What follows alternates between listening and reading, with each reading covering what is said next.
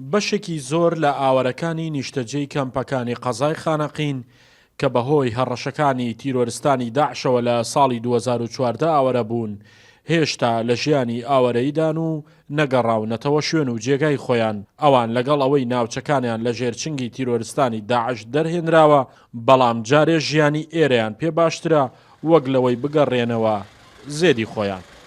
نعم هي ديارنا صحيح هي متحررة. ڕاستە ناوچەکانمان بۆ ماوەی نزیکەی 3 ساڵە ڕزگار کراوە بەڵام تاوەکو ئێستا ناوەکانمان دەرنەچوە و بۆ هێوە نەماتوانیوە بگەڕێنەوە.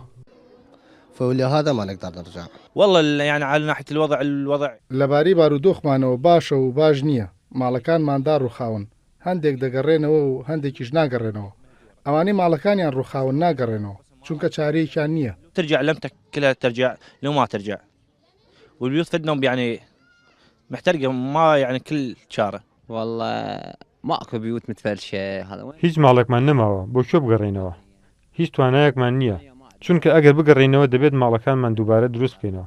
ڕاستە هەندێک هەن دەگەڕێنەوە بەڵام هیچ توانایەکمان نییە بچین ماڵەکانمان ئاوادان بکەینەوە و تیایدا دابنیشین لەگەڵەوەشدا هیچ ئیشوکارێک نییە.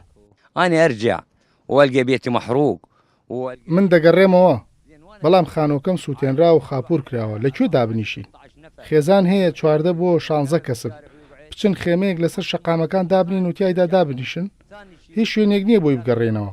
دووەمیش هەندێک هەیە گەڕاونەتەوە یەکێک لەوانە گەنجێکیان لەگەڵدا بووە کوژراوە.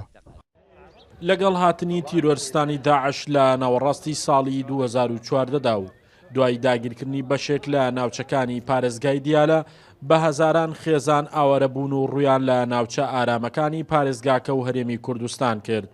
لە خانەقینی ژمارە کەم بۆ 29,000 خێزانی ئاوارە کرانەوە و تاوکو ئێستاش 20,000یان کەمپەکانیان بەجێهێشتووە و گەڕاونەتەوە شوێنەکانی خۆیان.